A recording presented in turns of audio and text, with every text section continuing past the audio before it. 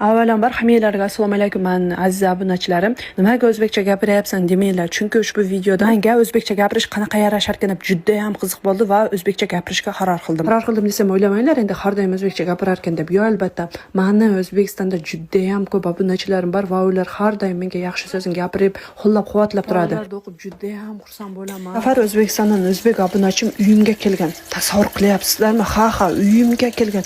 Voy, men ularni ko'rib juda ham xursand bo'ldim.